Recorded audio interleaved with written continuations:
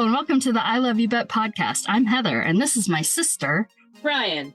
Each week we will revisit relics of our childhoods using our multiple master's degrees to critically evaluate the crap that consumed our misspent youth. So join us, sisters, latchkey kids, cuspers, and lazy feminists as we look back at our past to say, I love you, but... I have 3 pages of notes. Awesome. Most of which have nothing to do with the movie. I'm just going to say, I did not enjoy rewatching this movie as an adult. Oh, no. You're mad about Francis, right? Why? Just because I've started to develop my own Bechdel-like test for fat representation in media? Uh-huh.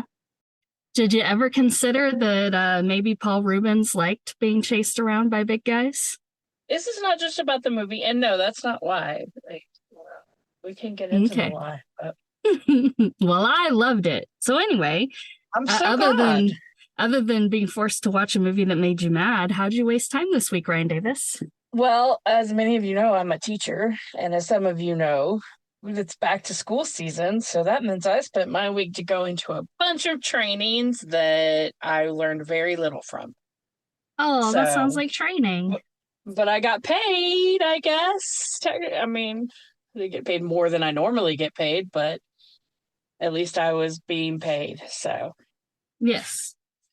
But then on the last day, I kind of finagled the system. So there was like one session that was called networking. And it was just one person who actually gets it, who was like, so this is work on what you need to work on. So my job all day on the last day was networking. So I networked all day. Good job. Yes. So way to play the system. And they gave us food. That was nice. Yeah, well, if you trap people all day, you got to feed them. That's a fact.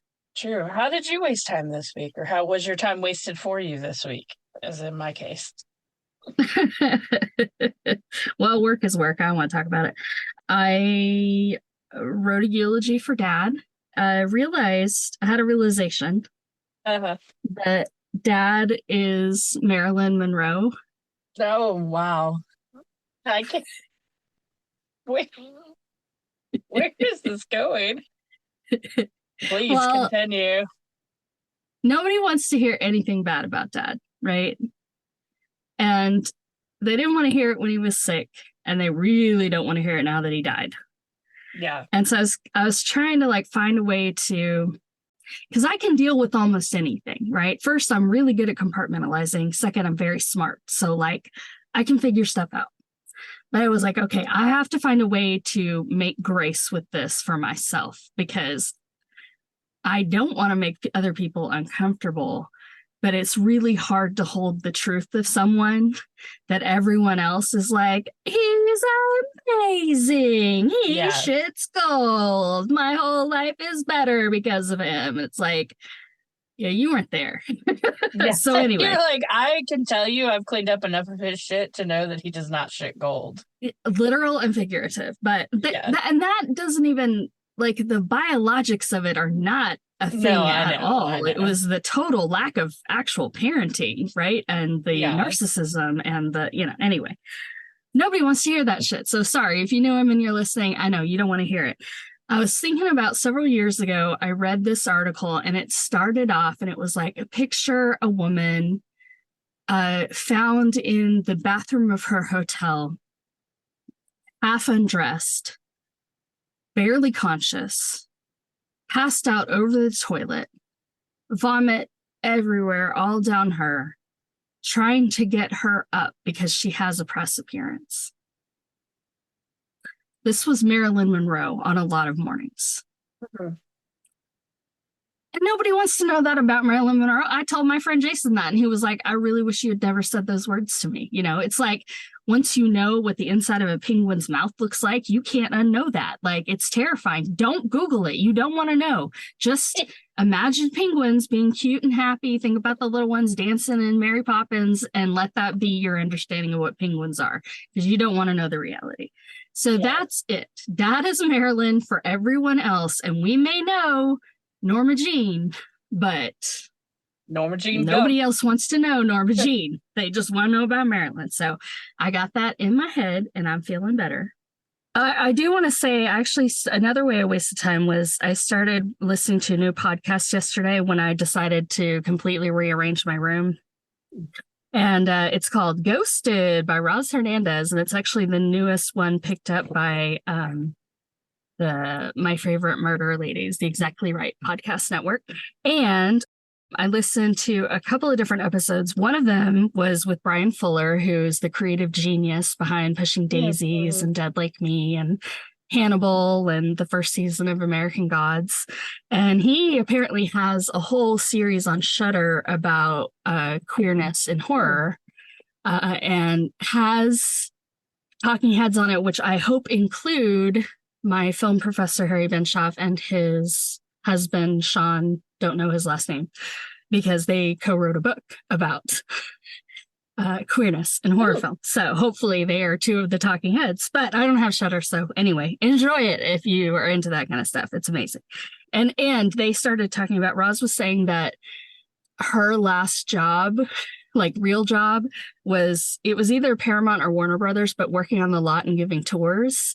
And so then she and Brian Fuller started talking about, like, yeah, it's the neighborhood, and you can see the Amityville house, and you can see this house, and you can see, like, and it was just amazing to be on this set. So then when I was watching Pee-wee's Big Adventure, I was like, oh, look, there they go in the neighborhood with all the houses. What's the premise? Oh, yes. So it's mostly about people's experiences with the supernatural, primarily ghosts. So it's not about bad dating experience. No, it's a joke title, but yeah. So it's mostly funny stuff as far as I've heard so far. And then Roz had on an actual psychic. An actual psychic. But, you know how sometimes they're not actual psychics, but this was like a cool lady, Shar something, Shar.net, in case you want to check her out. But it was so funny because she, like, it's that whole thing where it's like, I'm getting an A or an M. And then in the movie, Pee-wee goes to the psychic who also does income taxes. So I was like, how did listening to this random podcast prepare me to go see this film today? I love it. But before we get into the film, I do want to do a little bit of podcast business. So today we're talking about Pee-wee's Big Adventure, which we decided to do because fuck cancer and rest in peace, Paul Reubens. And next week, we will be watching E.T., which is the last of our summer blockbuster series. And then we're going to take a little breaky break because school's starting, and Ryan is teaching, and I'm actually teaching too, teaching one class, and we're going to be busy. So rather than stress ourselves out and be miserable and give you garbage content, we're taking a break. But we will be back for the holiday season, which will start with Spooky Halloween. And then we're going to do a bunch of family movies in November for Thanksgiving. And we'll round it out with, we'll round out the year with Christmas, and then we'll have some more episodes after that. But don't be surprised if there are a few weeks here with no new content. We will be back. And I'm sure I can't stop myself from posting on Instagram, so it won't be a surprise. What do you remember about Pee-wee's Big Adventure, Ryan? I wrote bike, no basement in the Alamo, large Marge, and then that's when I started creating my own the D-Storm test. It's the Davis scale for fat representation in media. It's too many words. That's why it's D-Storm. Well, originally it was DTFPROFPM was the first one, which is Davis test for positive representation of fat people in media. So, and then I got it down to D-Storm. Why don't you just call it the Ryan test? It's a lot easier. You and Ryan Johnson are the only people that have your name spelled that way, hardly. Yeah, but people are going to be like the Rian test. It'll be like GIF and JPEG and GIF and GIF all over again. The damn JPEG. I remember the Alamo, the pet shop and the snakes, tequila, a drive-in, dinosaurs, Paris, Large Marge, the deep computer voice.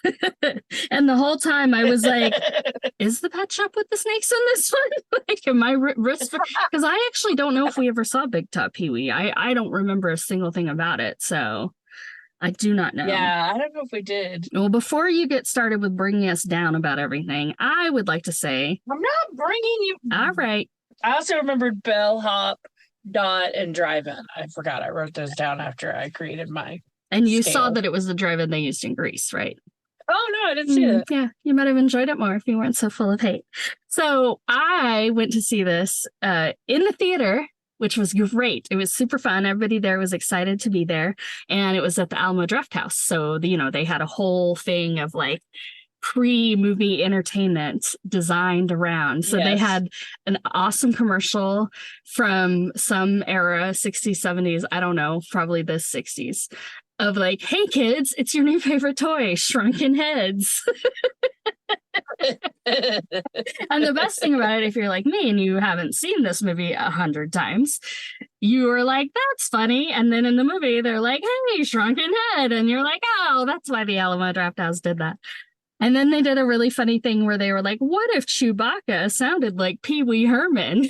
So oh, my Lord. Look at it. like Han Solo says something, Princess Leia says something, cut to Chewbacca, and he does the Pee-Wee Herman laugh. I was God. Oh, maybe I could watch these movies if they did that.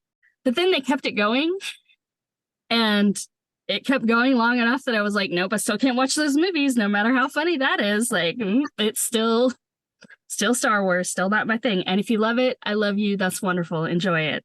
That's awesome. We don't all have to like the same thing. So the problem with going to see a movie in the movie theater for a podcast like this is, especially the Draft House, they don't want you to bring in any light, and you can't use your phone. So I had to watch the movie again last night to actually do my like play-by-play. Like, I made some big notes that I could remember, but to get enough pages of notes to have an episode, I had to rewatch the whole thing, which I will say... You should have just brought like a giant notebook and just written really big, like in the dark. Well, and there was somebody like right next to me because, I mean, I tried to get like a single seat, but of course somebody bought the ones next to me. And when I was in college, one of the most fun classes I had was a film criticism class. And every week we all decided what movie we were going to watch. Maybe the genesis of this podcast.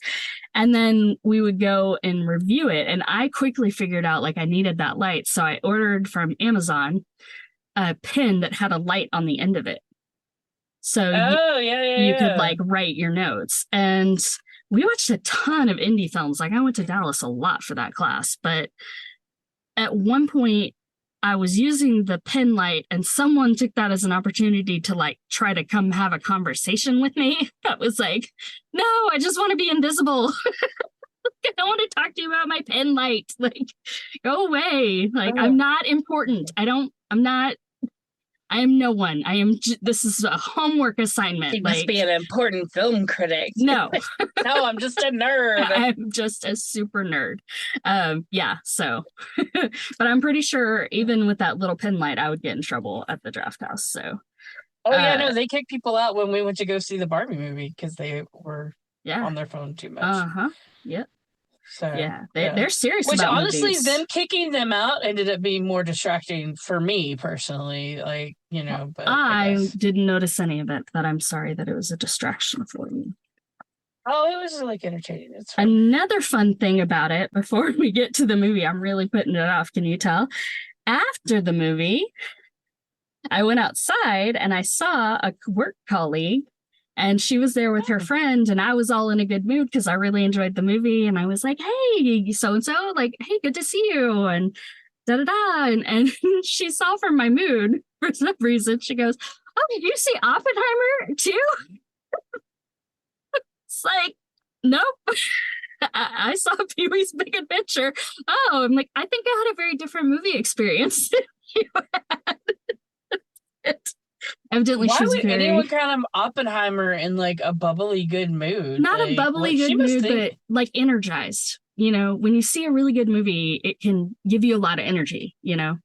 I don't think there's any 3-hour movie that I come out of like energized. I don't care how good it is. All right. Well, maybe I'm doing the podcast with the wrong person. That's all I got to say about that. Grump, grump, grump. I don't know. I'm starting to think that the Wegovy's causing me to have like mood disorder. It could be that if you're not eating as much sugar, the sugar was like filling in for just making you fake happy. No, I'm eating the same, so. Oh, well then the Maybe Wegovy, less sugar. I don't know. The Wegovy isn't working if you're eating the same. You're supposed to eat less. That's the whole point. Probably eating less, so I would say I'm eating less sugar. I don't know. Let's not talk about that. That's not, all right. We don't have to talk about that. A medical podcast.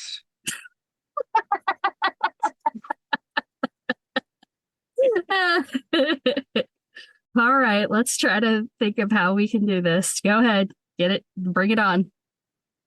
What? Bring it on. It was just. Let's go.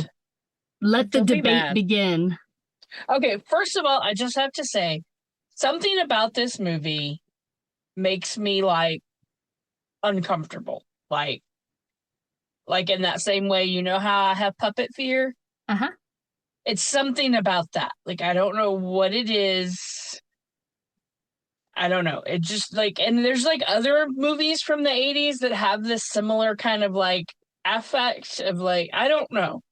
I don't know if it's like grown-ups being so childlike, but it just makes me like anxious and uncomfortable. Like, I don't enjoy I just don't enjoy Pee-Wee Herman anymore. And I'm wondering if I even did as a kid. Like, I know we watched Pee-wee's Playhouse. Not much though. We really didn't. No, I mean, I remember it. I remember we watched it. I remember Mom and Dad liked it a whole lot. Oh yeah, they loved it. Yeah, so I definitely remember like Father Hector and like Felice, you know,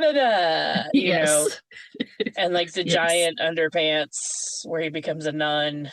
They enjoyed that one a lot. Yeah, mostly Felice. Yes, the Christmas special was very dear to all of them. So yeah, like, and I know we watched this movie as a kid, but again, I don't know that I remember enjoying it. Okay. Like, I mean, I remember bits of it, but it's just like, I don't know. It's just, first of all, his laugh is just really fucking annoying. I'm sorry. That's okay. An hour and 45 minutes. Like, it's 91 minutes long, but okay. It felt like 300 minutes. I don't know. Go on. I mean, it's like funny at first, and like so maybe in like short episodes, but like, okay, 90 minutes of like, like I can't even do it, and it just like laughs at everything, like everything. Mm-hmm. Also, what do you do for a living? Like, what is Pee-Wee Herman's job? At one point, you know, when he was laughing he was singing with the hobo on the train, and he started off really happy. And then I was like, oh, you finally found someone more annoying than you? Yeah. I was like, uh-oh. Like, he had to jump off that train because he realized his future, because he doesn't do anything for a living. So yeah, he's going to be that hobo riding the rails with no teeth because he can't afford dental insurance. Like, just singing. He can afford, like, this house and all this shit. Like, he's going to be on the next episode of Hoarders. Like, I swear to God, like...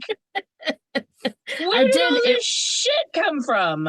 It was frustrating because I liked a lot of the set design, a lot of it, but at the same time, it was too much. It was like the lady on Emerson, you know? Oh my God, yes, yeah. Like, I think I wrote down, like, he definitely doesn't have an HOA in his neighborhood. Like, clearly not. Clearly. I think that you have to be willing to accept that he is a child just stretched up, because he's not grown up. at all. Like he's just stretched up. Like if you look at the way that he interacts with the kids in the movie, like he definitely, that's where his competition comes in. Like he doesn't care about Francis at all. But it's like the kids in the movie, he wants to look cool for them. Like he has no regard for grown-ups at all. And the thing about laughing all the time, I mean, if you think about a kid, like that's what kids do. They laugh. They want to have a good time. They want to play. They want to, and he takes it to an extreme, but I think that's what makes it comedy. I think if you didn't take it to an extreme, it would just be weird. Right? Yeah.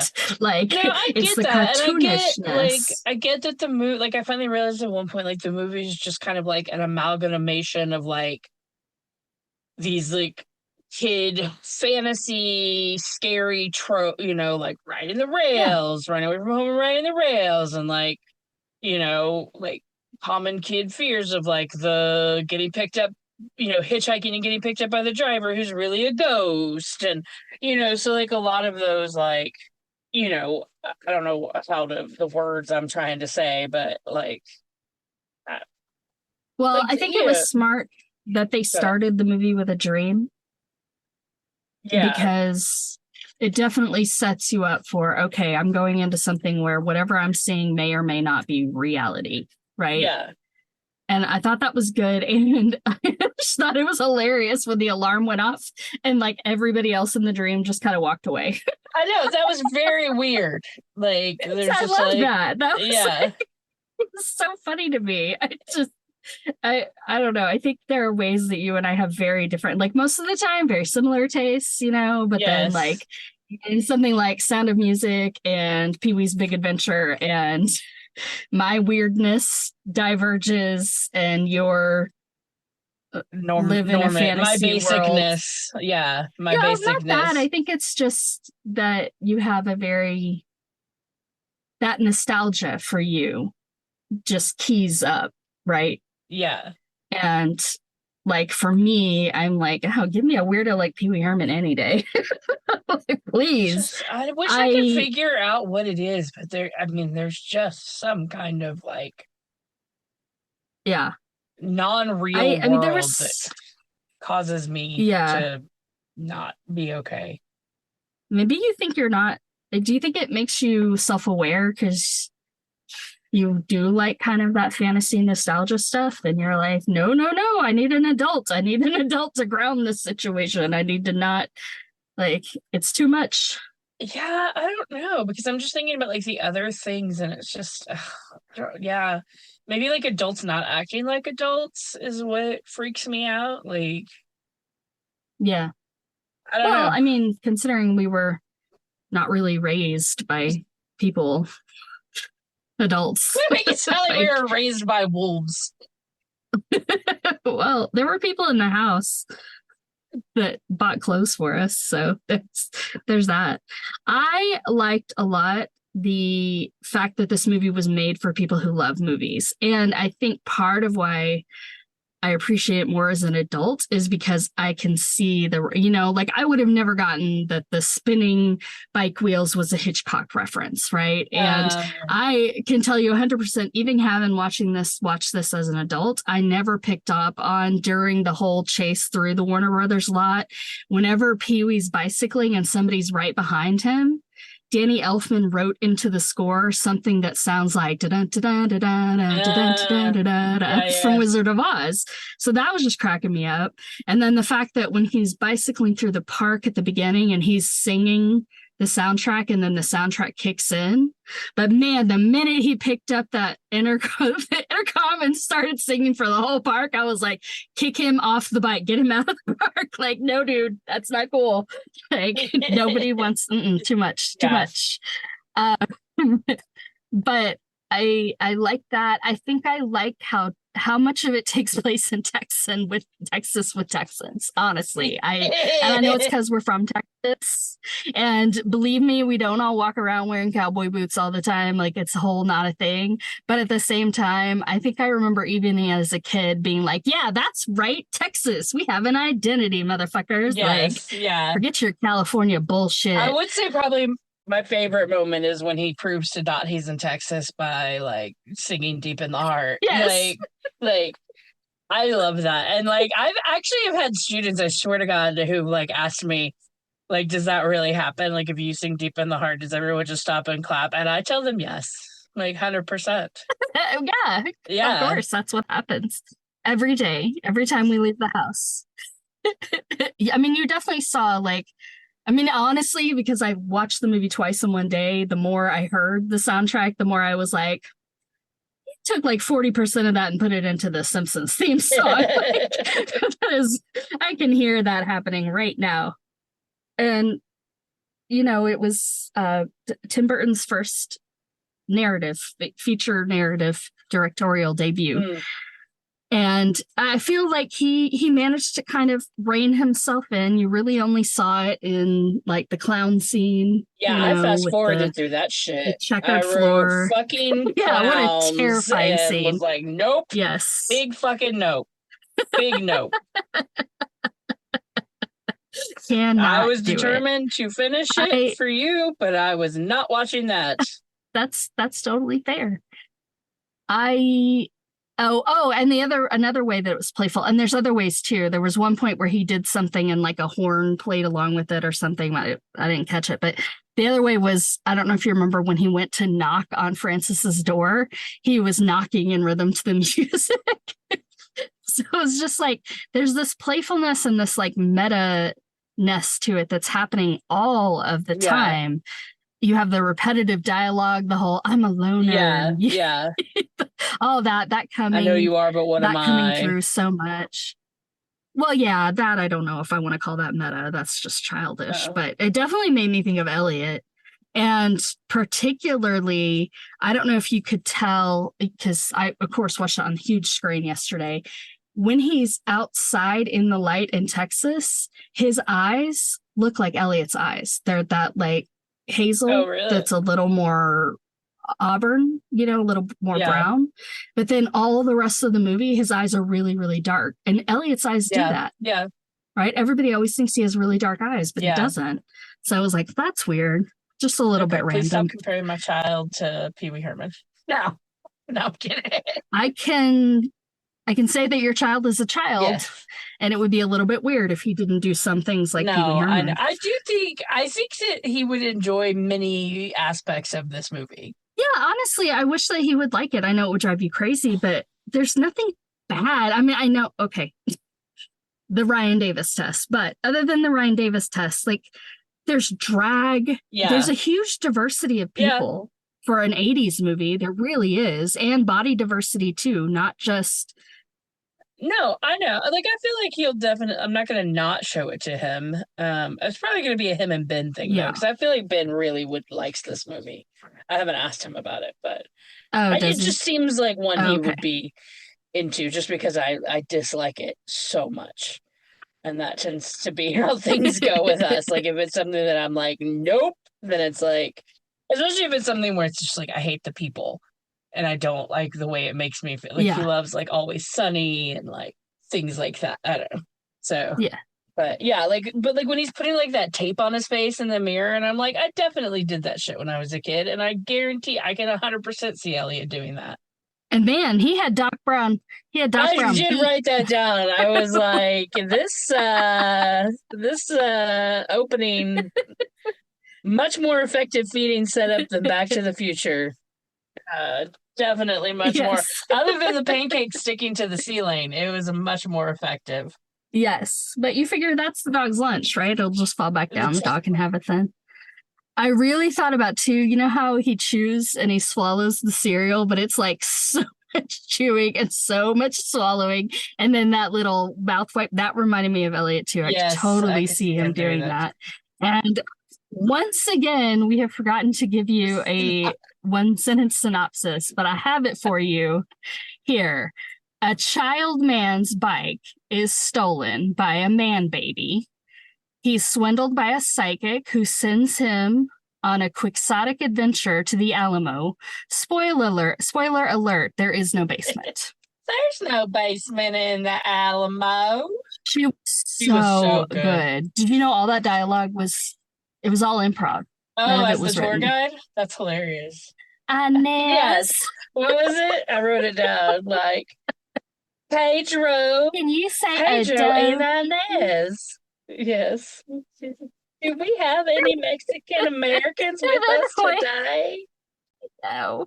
And then I was really laughing because she's doing that thing where she's like, there are hundreds of uses of corn, and I'm going to tell you all about them right now. And he looks so annoyed. And I was like, there's Elliot again. Like, anytime a grown-up talks about anything he doesn't care about, like, he is so not into it at all. Definitely rolls his eyes up into his head.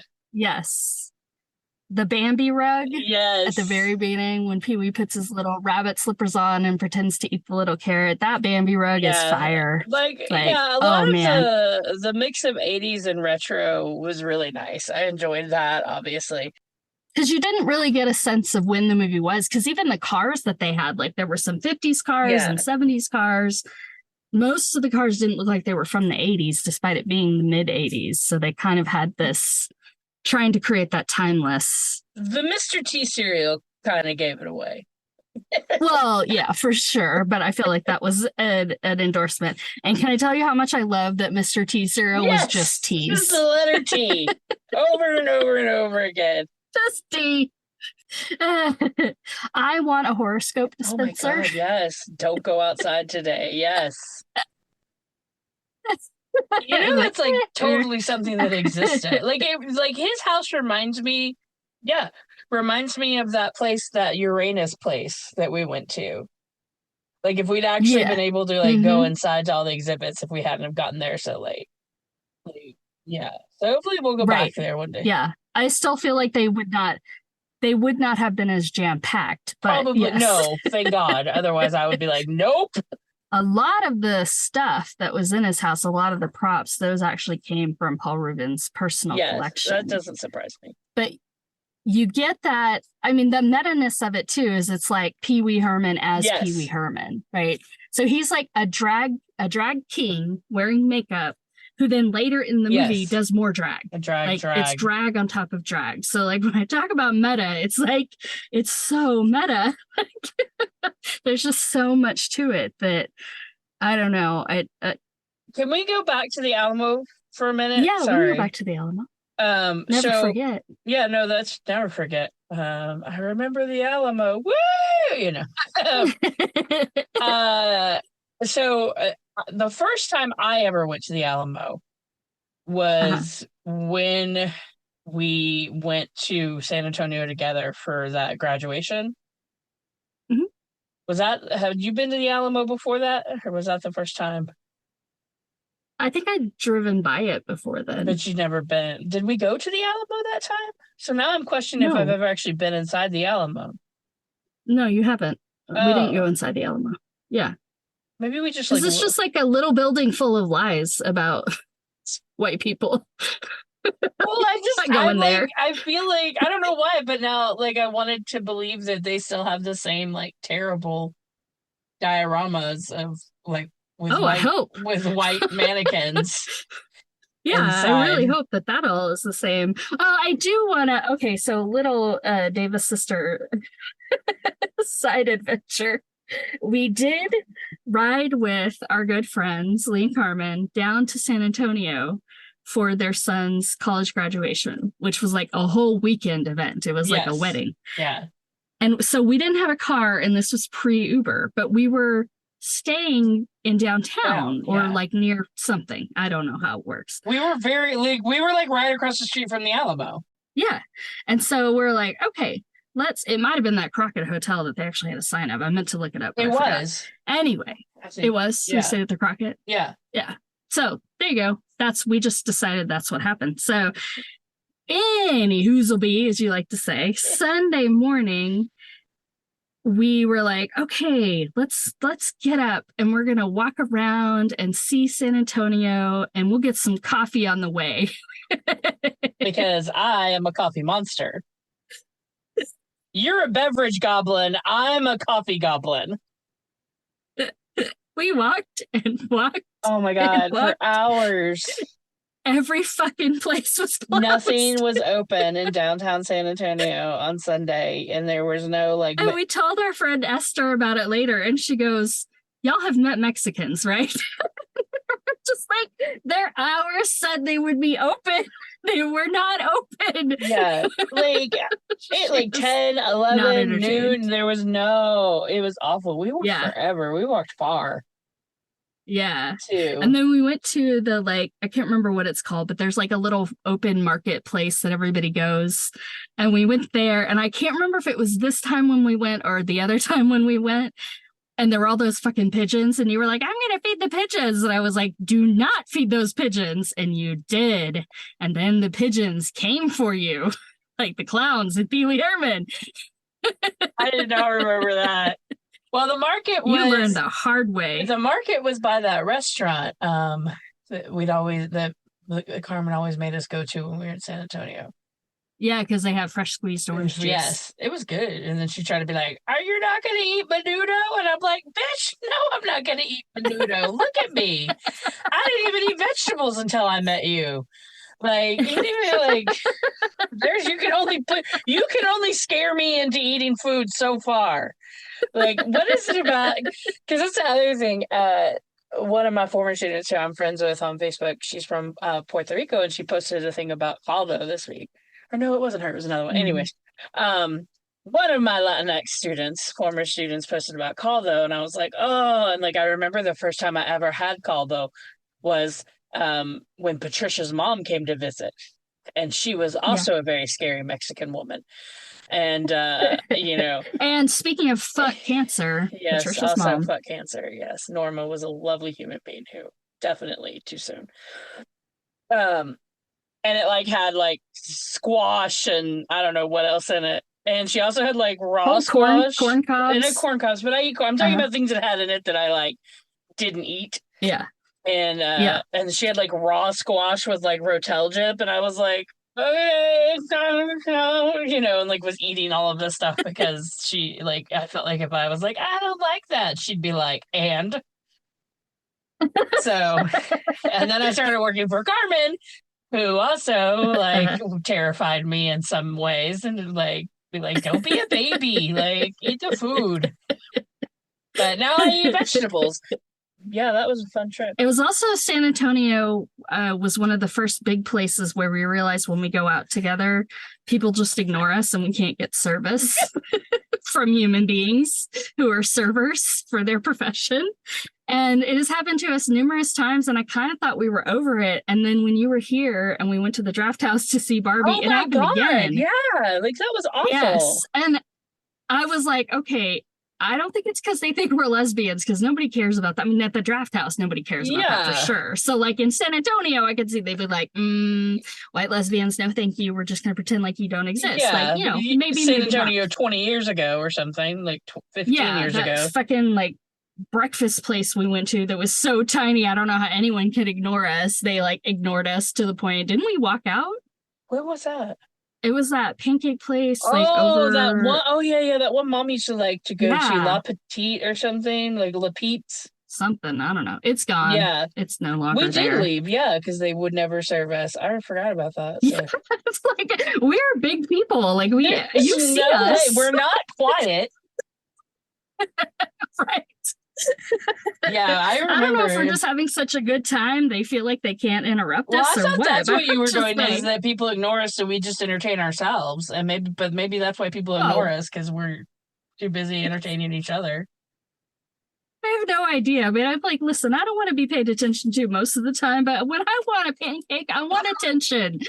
I want you to take my pancake order from me. Yes. And Alamo Draft House, if you keep it too dark that you can't tell when the little flag is up, because we definitely put it up. The flag. You need to fix your app so that you can order your shit through the app, because you know where I'm sitting. I bought the ticket. It's on the ticket. Yeah. Like, beat that shit up. Like, Movie Tavern now, you order through the app.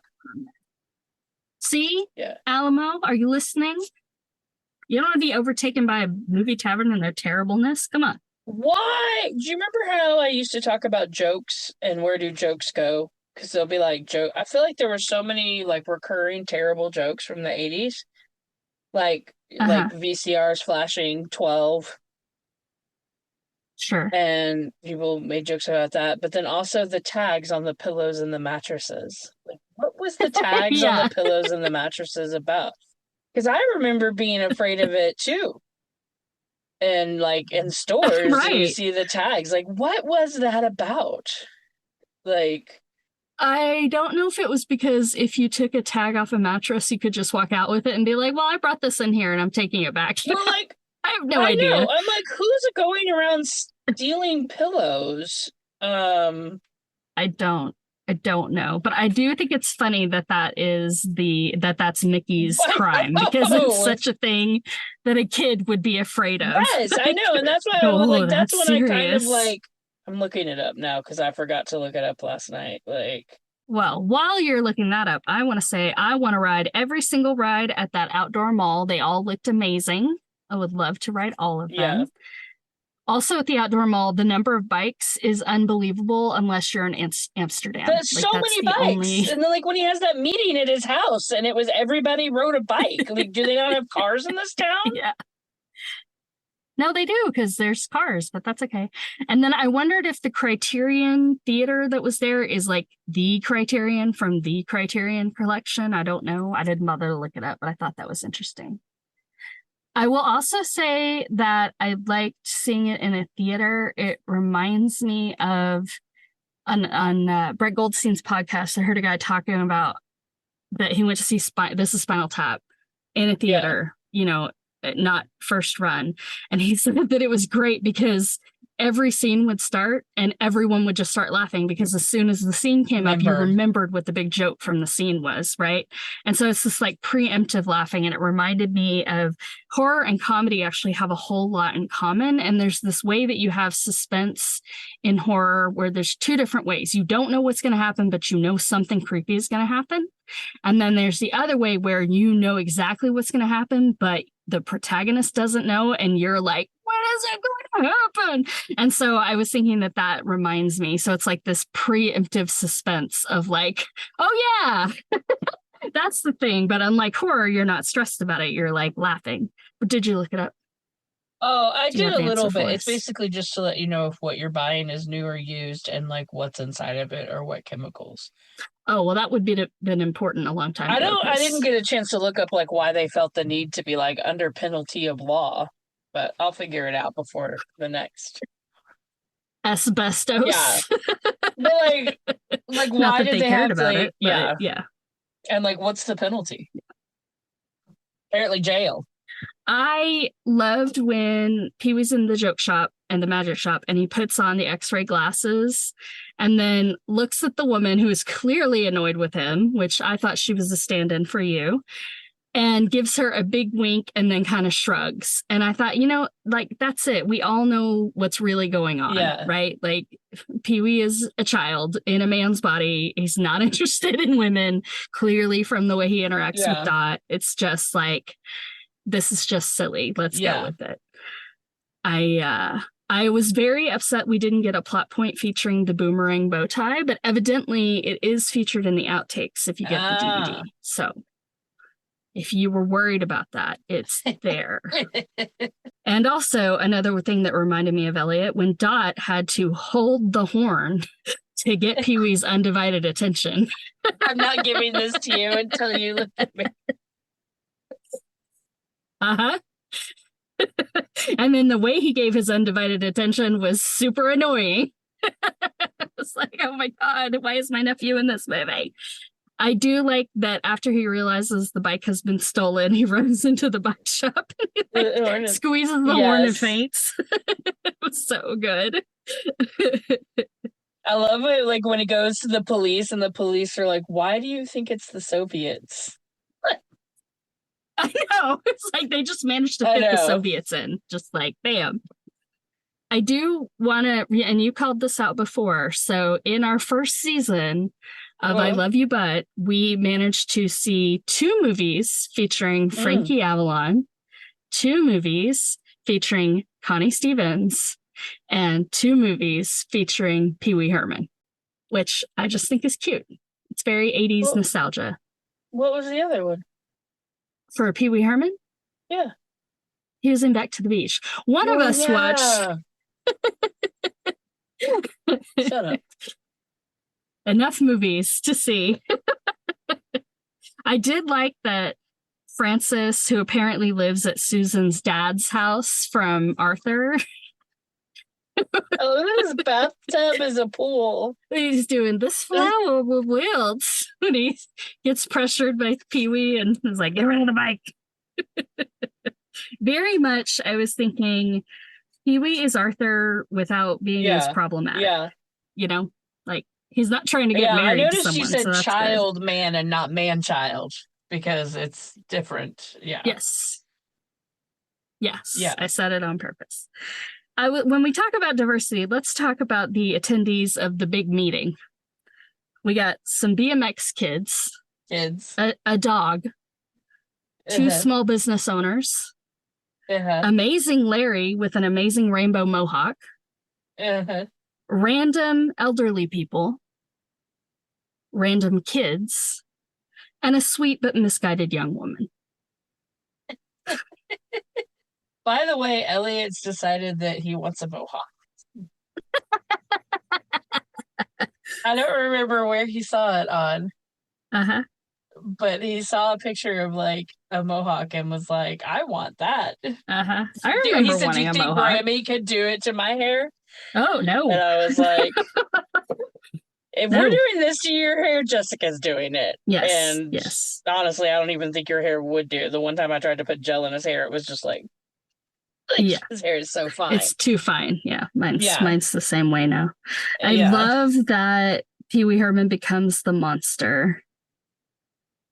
And I love that by making him the monster, it's one of the ways in which this movie gets to be all different kinds of movies, right? It gets to be a classic Hollywood adventure, and it gets to be a fun kids movie and a horror. And, it just that at one point it's a cartoon, and then it's claymation. Like it's so playful.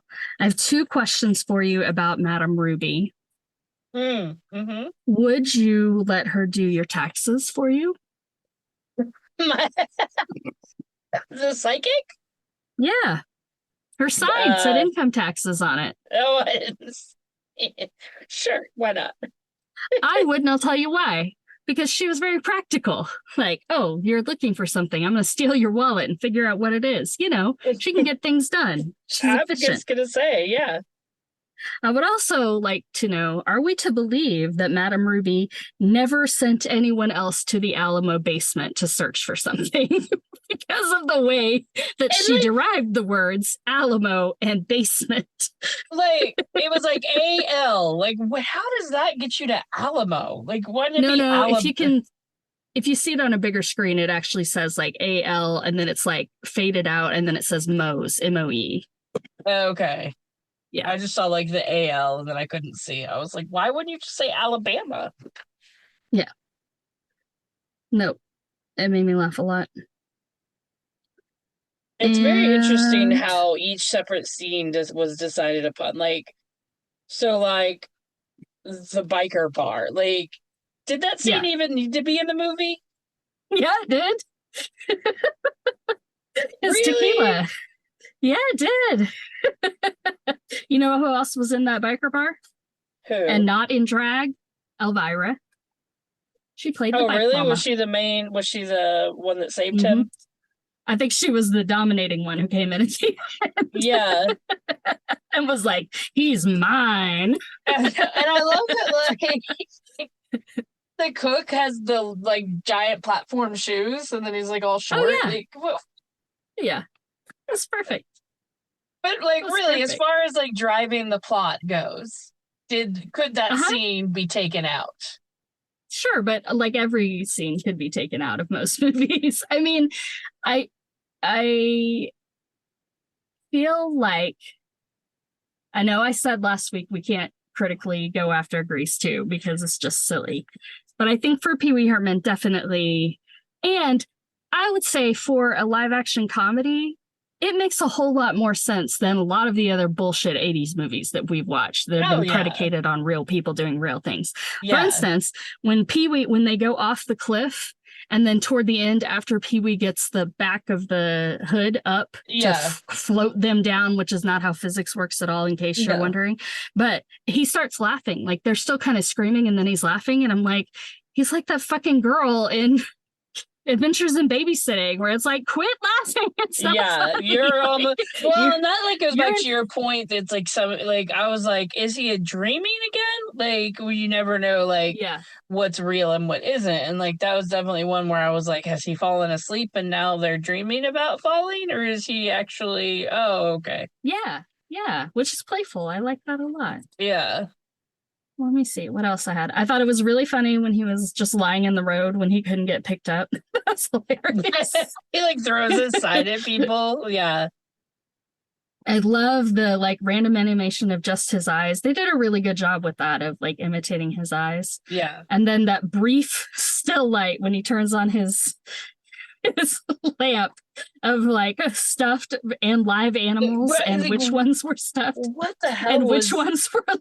That was so weird. Like, did you wander into a museum? What is happening right now? Like, I don't. Half of these are taxidermied. Yeah. But there's a live raccoon. Yeah. And like, a live lion. Yeah, like a mountain lion or something back there too. Yeah. Like, it's very strange. It was so good. I love the physicality and the sensuality of Simone. That just makes me so happy. Yeah. Like, I wish she had been in more things. The bus to Paris. Mm-hmm. All of Jan Hooks at the Alamo, she's sheer perfection. Her insane giggle, all of it is so good. The gum. And then I laughed really hard when Pee-wee's on the like landline payphone and is faking a bad connection with Dottie. Oh my god, yes.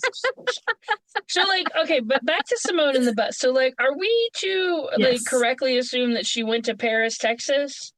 Or like, is she taking the bus to the airport to go to Paris? They did say the bus was going to New York.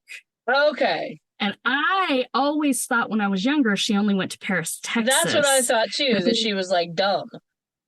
Yeah, but then this time the guy was French. And if you think about like the time it takes from him to sell his movie rights to the movie coming out at a world premiere, she would have had time to go to actual France and come back, even on a bus. Like, it would have worked. Yeah, no, as a kid, I definitely was like, haha, she's going to Paris, Texas. Yeah, well, it helps if you know there's a Paris, Texas, which there's a movie, so maybe more people know than we think. They actually, in Paris, Kentucky, they actually have an Eiffel Tower. Oh, that's cute. There's just the queerness, you know, of Pee-Wee Herman, who's already in drag, then goes in as a cowboy drag king, which is just great. Yes. And then I don't remember what Phil Hartman said at the end, but he was like, somebody better check on that boy and see if he's okay or something. I can't remember what the line was, but it made me laugh really hard. I like that, you know, you have the gender swap voices once he gets onto the Warner Brothers lot. That kid is really good at playing a dickhead. Oh my gosh. I'm trying to remember what else he was in. He was the older brother in Wonder Years. Oh, yeah. He did a bunch of commercials and he did all kinds of other stuff, but yeah. Yeah, and he was kind of a dickhead in Wonder Years too. Yeah. I think he has one of those punchable faces, so he just leans into it. I loved how it was the same lot that, do you remember at the end of Blazing Saddles when they go through the movie lot? Yeah. It was also the Warner Brothers lot. Oh, so it was like just a repeat of that, but more fun. And then I love that the music video that's being filmed is Twisted Sister, because is that actually Twisted Sister? Yeah.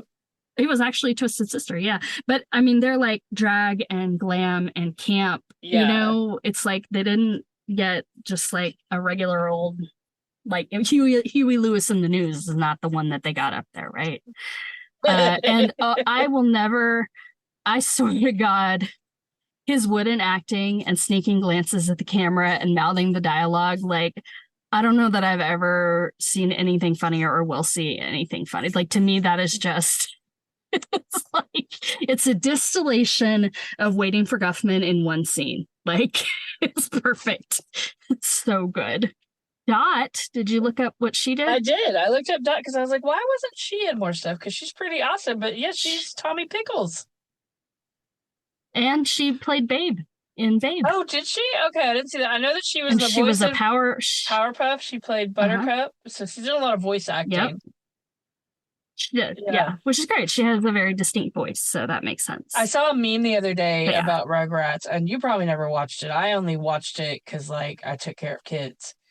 But, like, I guess in, like, All Grown Up, there's one where they, like, imagine themselves as adults, and they're basically just, like, adult bodies, but they still have their baby heads and voices and mentality. And, like, it was, like, a meme that was, like, I really feel like they nailed it on adulthood because, like, I just still feel like I don't. That's what I feel like. It's just like adults. The other one that comes up all the time is they'll show the parents from Rugrats and put what their ages were.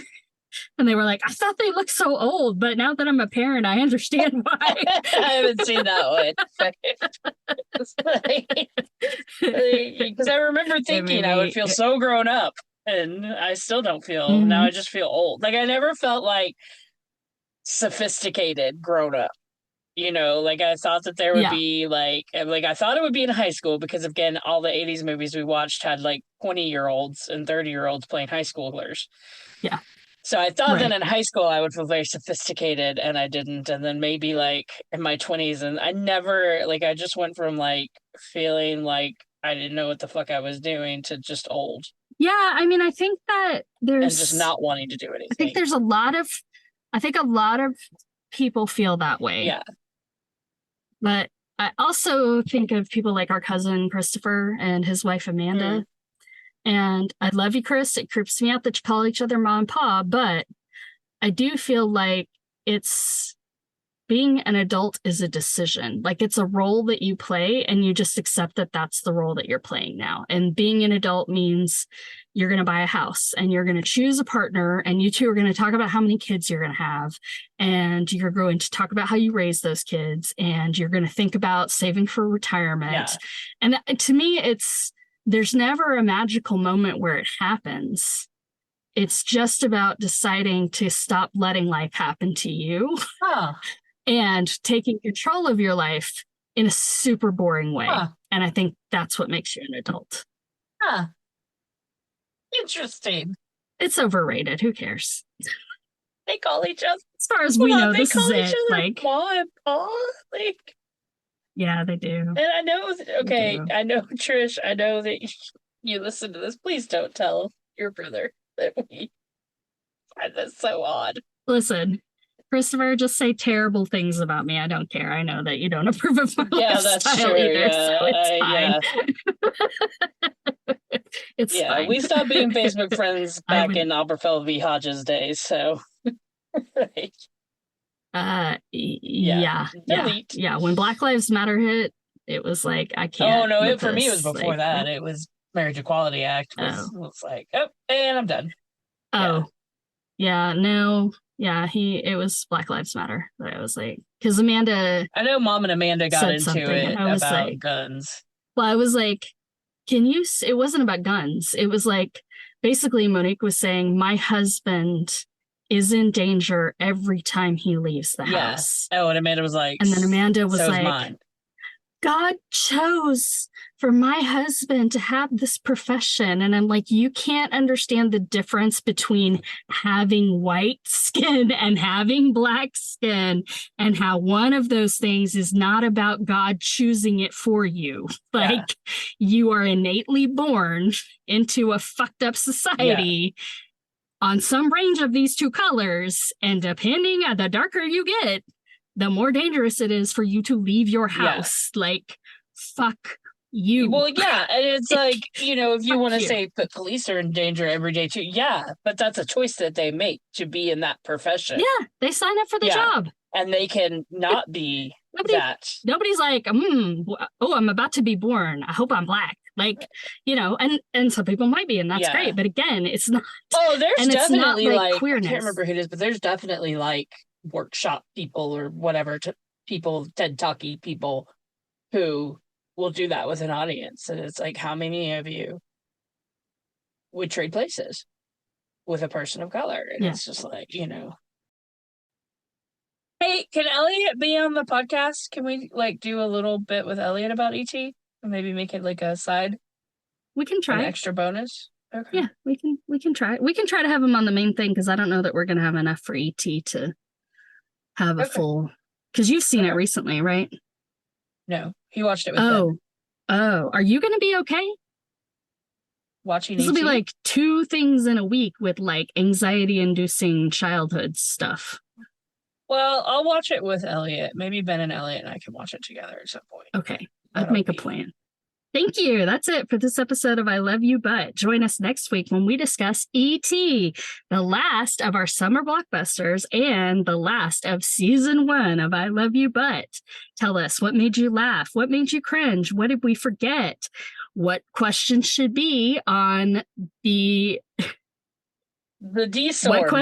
What questions should be on the Rian test, which you can hear about in our bonus episode? And what should we talk about in future episodes? We're taking a break, so maybe you can change our minds about what we should talk about for Spooky Halloween and family movies and Christmas. We want to know your thoughts. Find us on Instagram and Threads at iloveyoubutpod or email us at iloveyoubutpod@gmail.com. Listener email and comments may turn up in future episodes. Hey, we got 1 more rating on Spotify, so that's awesome. Those smashing that 5 stars just is awesome. If you smash it with your little thumb while we make you laugh, just have like the Pavlov, oh, I got to laugh, I hit a 5. Review, rate, follow, subscribe, all of that to I Love You Bet wherever you get your podcasts. And thank you for listening. I'm Heather. I'm Ryan, and we send you lots and lots of conditional love.